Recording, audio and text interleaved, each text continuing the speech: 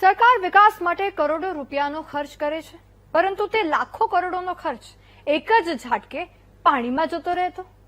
વાત સુરતના તડકેશ્વરની કરવી છે, જ્યાં 11 લાખ લીટર પાણીની ક્ષમતાવાળી ટાંકી તો બનાવાઈ, પરંતુ ઉદ્ઘાટન પહેલા જ વિકાસ વજન જ ન ખમી શક્યો, ટાંકી ધરાશાયી થઈ ગઈ। ત્યારે કેવી રીતે બની આ ઘટના અને કેવા છે પાણીમાં ગયેલા વિકાસના એ દ્રશ્યો, આવો જોઈએ।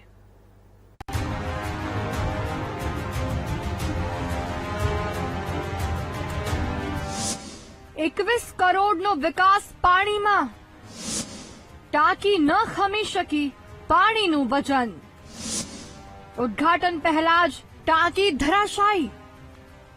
જૂનું એટલે સોનું, એવું તમે સાંભળ્યું હશે। છેલ્લા 5 દિવસમાં રાજ્યના શહેરોમાં 2 એવા દ્રશ્યો જોવા મળ્યા જે આ કહેવત સાર્થક કરે છે। એક ઘટના સુરત જિલ્લામાં બની છે, જેણે ભ્રષ્ટાચાર ઉજાગર કરી દીધો। અહીંયા લોકાર્પણ પહેલા જ પાણીની ટાંકી જમીનદોસ્ત થઈ ગઈ, જ્યારે બીજી ઘટના અમદાવાદની છે, જ્યાં 75 વર્ષ જૂની ટાંકીને તોડવા જેસીબીનો સહારો લેવો પડ્યો।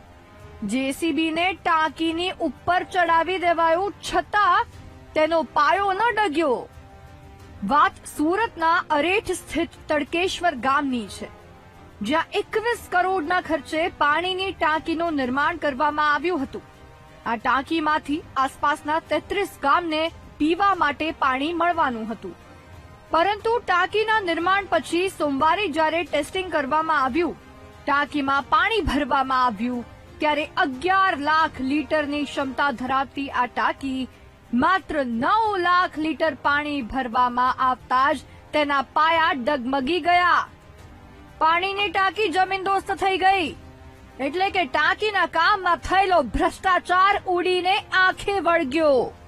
3 વર્ષથી આ ટાંકીનું કામ ચાલુ હતું। આ ગાય પગલાથી પાણી આવે છે અને ટોટલ 33 ગામોને પાણી મળવાનું હતું અહીંયાથી, પણ આજે 3 વર્ષથી કામ ચાલ્યું છે, પણ એકદમ લો મટીરિયલ વાપર્યું છે અને તમે જોઈ શકો ટાંકી જમીનદોસ્ત થઈ ગઈ છે। આજે હવે તો પાણીનો ઘર સુધી પાણી પહોંચ્યું પણ નથી અને અમે વપરાશ માટે પાણીની રાહ જોઈ રહ્યા હતા, પરંતુ તે પહેલા જ આ જમીનદોસ્ત પાણી ટાંકી થઈ ગઈ છે। ટાંકી ધરાશાયી થતા 3 લોકોને ઈજા પણ પહોંચી છે। સદનસીબે કોઈ જાનહાનિ નથી થઈ, પરંતુ જ્યારે આ મુદ્દે અધિકારી સાથે વાત કરી તો સાંભળો તેઓ શું કહે છે। 21 કરોડના ટેન્ડર, 21 કરોડના ખર્ચે આપણે જયંતિ સુપર એજન્સીને કામ આપવામાં આવેલું હતું। ક્ષતિ જણાશે તો જે અમારા ટેન્ડરના નિયમ અનુસાર જે કાર્યવાહી થશે અમે ચોક્કસપણે કરશું।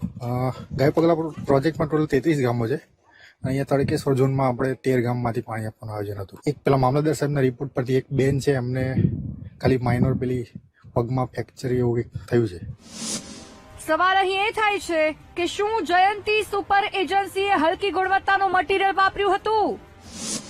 21 કરોડ રૂપિયાનો ખર્ચ શું આવી રીતે પાણીમાં જતો રહ્યો?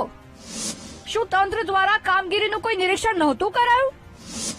ટેસ્ટિંગમાં જ ટાંકી ફેલ થઈ મોટી દુર્ઘટના ઘટી હોત તો? મુદ્દો અહીં ભ્રષ્ટાચારનો છે, કારણ કે કરોડો ખર્ચ્યા પછી પણ જો આવી રીતે પાણીની ટાંકી બનતાની સાથે જ ધ્વસ્ત થઈ જાય તો એક વખત આવી એજન્સીઓને કોન્ટ્રાક્ટ આપતા પહેલા ચોક્કસથી વિચારવાની જરૂર છે। નિર્મલ પટેલ, વીટીવી ન્યૂઝ, સુરત।